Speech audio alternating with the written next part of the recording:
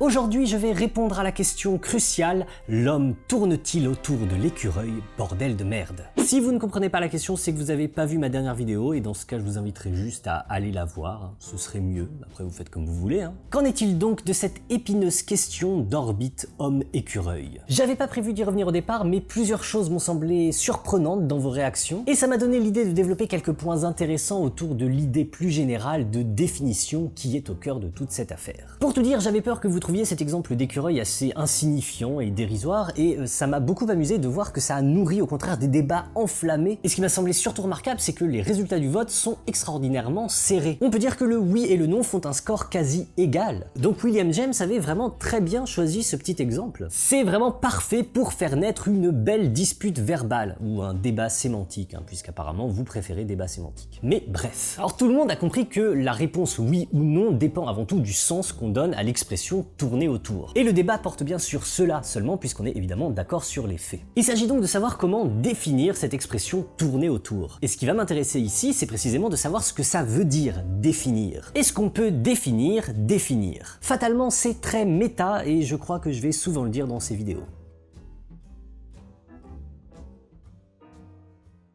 Il y a en fait beaucoup de façons d'envisager ce qu'est une définition et c'est important d'y voir clair et de réfléchir à celle qui convient le mieux pour analyser l'expression qui nous occupe ici dans le contexte qui nous occupe ici. L'exemple paradigmatique qui semble venir en tête à pas mal d'entre vous lorsqu'on parle de définition, c'est le cas des définitions en maths, typiquement la définition du cercle. Comme on l'a tous appris à l'école, un cercle est un ensemble de points du plan équidistants d'un même point qu'on appelle son centre ou quelque chose comme ça. Et l'idée c'est qu'on pourrait vraiment toujours substituer cette longue expression au terme cercle sans changer le sens de ce qu'on dit. Cercle serait ainsi un moyen de raccourcir considérablement cette expression complexe, une sorte d'abréviation commode. Et la définition de ce point de vue ne serait rien d'autre qu'une règle de substitution, une règle qui nous dit quelle expression substituer au terme défini. Ça, c'est ce qu'on pourrait appeler la conception substitutionnelle de la définition. Définir, c'est donner une règle de substitution qui n'emploie pas le terme défini, c'est mieux. Et en ce sens, si cette phrase est bien une définition de définir, ça voudrait dire qu'à chaque fois qu'on emploiera le mot définir, on pourra lui substituer l'expression donner une règle de substitution.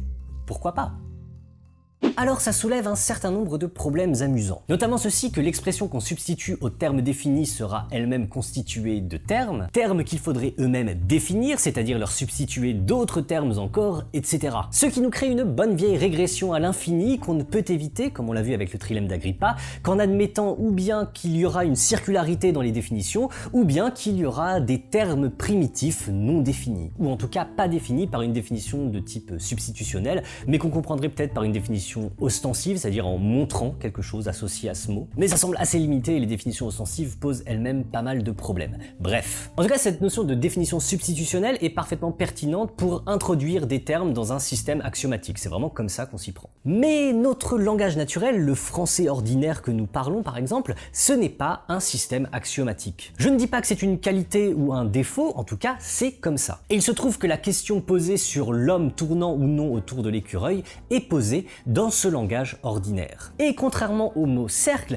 l'expression tourner autour n'est pas, à ma connaissance, une expression technique consacrée dans un champ qui serait pertinent par rapport à notre histoire d'écureuil. Cette expression, même si on peut l'utiliser informellement en astronomie par exemple, elle reste avant tout une expression du langage ordinaire. Mais on pourrait se dire même un mot comme cercle est aussi d'abord un mot du langage ordinaire. C'est un terme qui sert à désigner en gros ce genre de figure, hein, vous voyez, ils sont beaux mes cercles. Bon ok, ils sont pas faits au compas et puis le trait a une épaisseur qui n'est pas nulle. Je sais pas si vous avez déjà essayé de faire des traits d'une épaisseur nulle, mais c'est très difficile. Et la définition géométrique précise de cercle est une sorte de captation de ce sens ordinaire qui restait assez flou et imprécis, mais une captation qui semble bien légitime puisqu'elle se relie d'une façon convenable à l'usage ordinaire du terme. Et donc on pourrait avoir envie de faire en gros la même chose avec l'expression tourner autour. Et je crois que c'était l'idée derrière beaucoup des commentaires qui ont été faits sur cette affaire d'écureuil. Ça commençait par poser une sorte de traduction géométrique ou physique très précise de la notion de tourner autour, et on se servait ensuite de ça pour répondre à la question de savoir si l'homme tourne ou non autour de l'écureuil. Mais pour que cette traduction soit légitime, il faut qu'elle se relie convenablement bien à l'usage ordinaire de l'expression tourner autour. Or le problème c'est que dans le langage ordinaire, cette expression tourner autour, même en écartant les compréhensions métaphoriques bien sûr, elle n'a pas un usage assez fixe, précis et cohérent. Et si ici vous avez envie de faire une objection à base de il faut préciser le référentiel, je vous suggère de faire pause et de lire cette petite note. Si bien qu'il y aura plusieurs plusieurs façons concurrentes de faire cette traduction formelle en termes géométriques ou physiques, et qu'aucune ne semblera nettement meilleure, nettement plus légitime que toutes les autres. Alors certains ici auront peut-être envie d'objecter. Mais il doit bien y avoir une vraie définition de tourner autour, sinon c'est qu'on sait pas ce que ça veut dire. Ouais, je sais, j'ai pas l'air vraiment physique. Oui, il y a souvent cette idée plus ou moins explicitement assumée que si on comprend un terme, alors on doit comprendre sa définition et être capable de donner une définition. Mais justement non, ce n'est pas du tout comme ça que ça marche le langage ordinaire. Les mots et les expressions du langage ordinaire comme tourner autour, ce ne sont pas des mots qu'on définit, ce sont des mots qu'on utilise. Et on les comprend dans la mesure où on les utilise bien, c'est-à-dire dans la mesure où on les utilise d'une façon qui est globalement reconnue comme correcte dans notre communauté linguistique. Peu importe notre capacité ou non à les définir ensuite si on nous le demande. Et d'ailleurs, remarquez bien qu'on ne nous le demande pas en général. Posez-vous la question, avant cette vidéo, aviez-vous déjà cherché à définir l'expression tourner autour? Je parie que non. Et pourtant, vous l'aviez déjà probablement dit, vous utilisez cette expression sans le moindre problème. Et vous la compreniez, oui, vous la compreniez pour autant que comprendre veut dire quelque chose. Ou alors il faudrait considérer que vous ne comprenez quasiment rien de votre propre langue puisque vous n'avez probablement pas essayé de définir la plupart de ces mots. Et si vous voulez vraiment soutenir que vous ne comprenez rien à votre propre langue, je ne vois pas bien comment vous comprendriez ce que vous êtes en train de dire et vous aurez surtout une étrange compréhension du terme compréhension.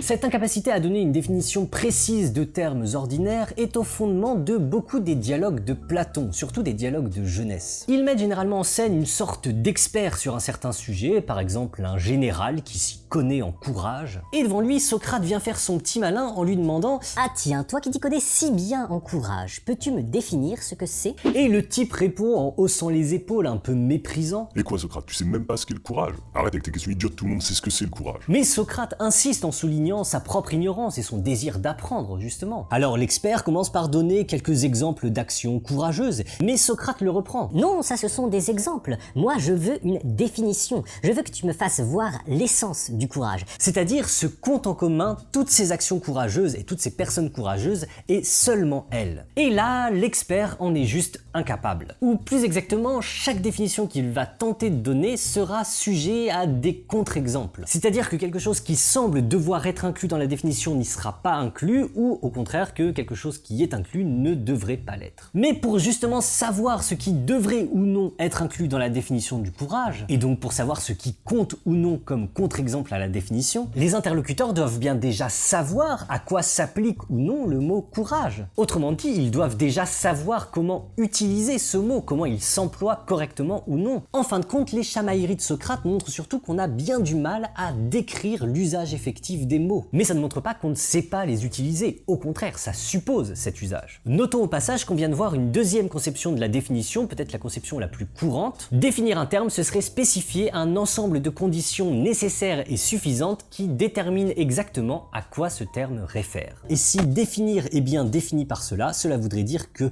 donner un ensemble de conditions nécessaires et suffisantes est une condition nécessaire et suffisante de l'action de définir. Pourquoi pas ?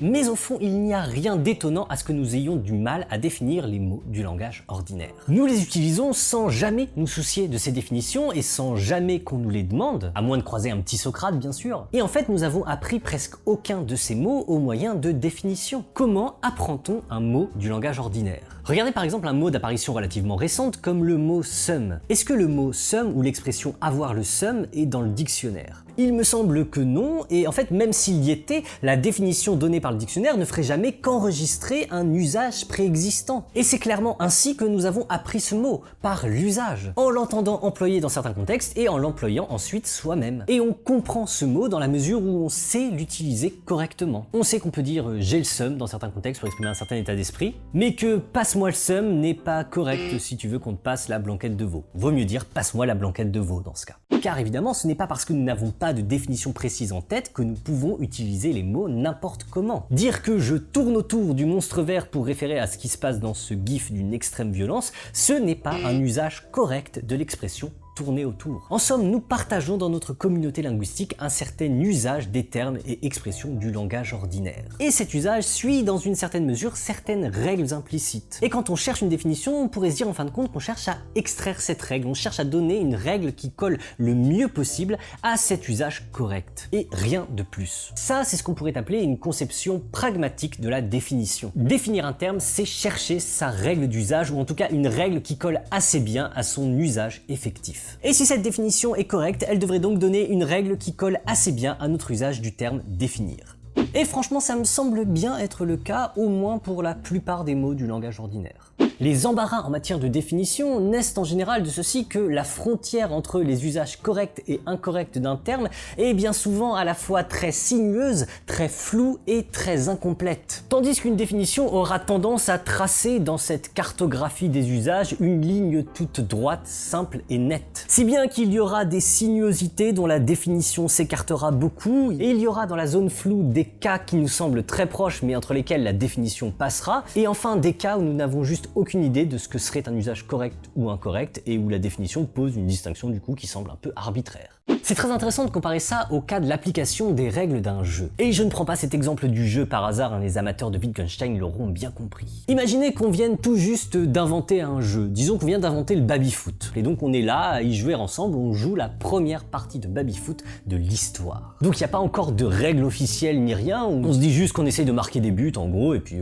voilà, on joue quoi. Notre activité suit bien sûr des règles déjà, on ne peut pas faire n'importe quoi, tout n'est pas permis, mais ça ne suit pas des règles précises. Et notez qu'on joue très souvent comme ça en fait, sans se référer à des règles officielles, même quand on joue au baby-foot. En suivant seulement un ensemble de règles implicites, incomplètes en fait, mais bon, qui suffisent pour l'instant. Et les règles ont beau être imprécises, elles peuvent être parfaitement claires pour certains cas. Genre si je marque un but avec l'attaquant du centre, eh bien oui, ça compte pour un point, il n'y a pas de problème là. Par contre, si je prends la balle avec la main et que je la jette dans le but, eh bien là non, ça ne va pas compter pour un point. Il y a déjà clairement une distinction entre certaines actions correctes dans le jeu et certaines actions incorrectes. Mais il y aura aussi toute une zone floue, tout un ensemble de situations et d'actions pour lesquelles les règles implicites du jeu auquel on joue ne déterminent pas pour l'instant si elles sont correctes ou incorrectes. Par exemple, si la balle se coince quelque part ou si elle sort du terrain, qu'est-il permis de faire? On aurait pu très bien commencer à jouer sans se poser cette question, tout simplement parce qu'on n'aurait pas envisagé qu'un tel cas se présenterait. Et maintenant qu'il se présente, eh bien on va essayer de se mettre d'accord sur une règle pour la remise en jeu. Règle qui va avoir un effet sur la façon dont on jouera ensuite puisqu'on va devoir probablement s'y tenir. Mais la question qui m'intéresse, c'est de savoir si avant que le cas se présente, il y avait déjà une règle pour la remise en jeu. Une sorte de règle implicite qu'on n'avait juste pas encore découverte. Bah il me semble assez clair que non. Ce serait bizarre de penser qu'il y a dès le départ une règle de jeu précise pour absolument toutes les situations de jeu possibles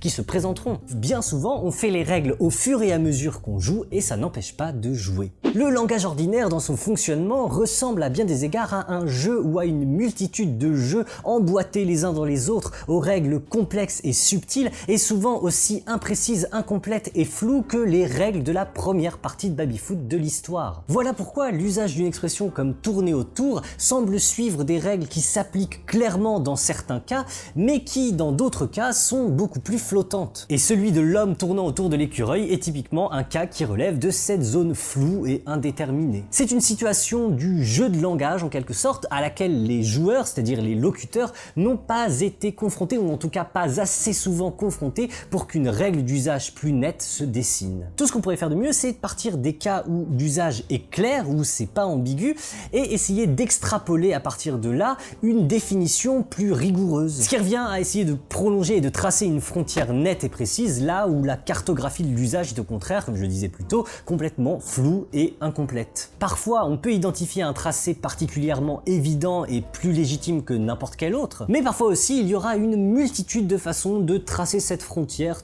toutes plus ou moins insatisfaisantes. Et il semble que l'expression tourner autour soit typiquement un cas de ce genre. C'est-à-dire un cas où différentes définitions plausibles, également défendables, mais qui vont s'appuyer sur différents aspects de l'usage, vont découper différemment cette zone imprécise de l'usage. Et le cas de l'homme tournant autour de l'écureuil se retrouvera selon le découpage, soit d'un côté, soit de l'autre de la frontière. D'où la dispute verbale. Enfin, je veux dire la querelle terminologique, la bisbille langagière, la chamaillerie lexicale.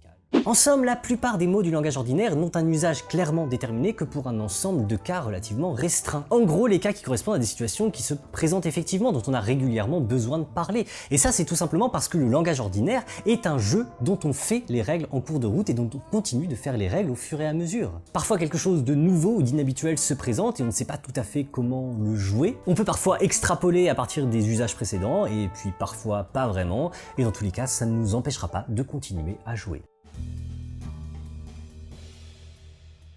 Merci d'avoir regardé cette vidéo dont la dernière partie est très fortement inspirée de la pensée de Wittgenstein, du second Wittgenstein comme on dit, et particulièrement du cahier bleu. J'en mettrai quelques passages dans le billet de blog, vous verrez c'est très finement écrit et pensé, vraiment j'adore. Supposer qu'il y a nécessairement des vraies définitions serait comme supposer que à chaque fois que des enfants jouent avec un ballon, ils jouent en respectant des règles strictes. C'est ce passage là qui m'a inspiré mon exemple du baby-foot, ça et aussi quelques parties récentes de baby-foot que j'ai faites avec des personnes de goût et de grand talent qui se reconnaîtront et que je salue. J'ai dû tourner cette vidéo de façon un peu impromptue et vous voyez que le monstre vert me fait la gueule, il en a marre que je lui tourne autour apparemment. Pour soutenir la chaîne, vous pouvez liker, partager, commenter et mieux encore me tiper gracieusement. Ce sont vos dons qui permettent à toutes ces vidéos d'exister, donc encore une fois un très grand merci à toutes celles et ceux qui me soutiennent sur Tipeee ou sur Utip, vous êtes des gens fort sympathiques. Comme vous pouvez le voir juste sous la vidéo, je viens d'activer le compte Teespring de la chaîne, ce qui vous permettra d'acquérir divers articles aussi indispensables qu'un mug très méta, un t-shirt John Stuart Mill pour être élégant et insatisfait, et toutes sortes d'autres choses qu'on continuera d'ajouter régulièrement quand la maman du monstre vert et moi-même aurons un peu de temps à y consacrer. Je vous cache pas qu'on a 2 petits monstres à la maison et que ça peut être parfois un peu compliqué d'en trouver. C'est tout pour aujourd'hui, on se retrouve dans une semaine pour une vidéo un peu spéciale. En attendant, portez-vous bien et continuez de jouer le jeu du langage.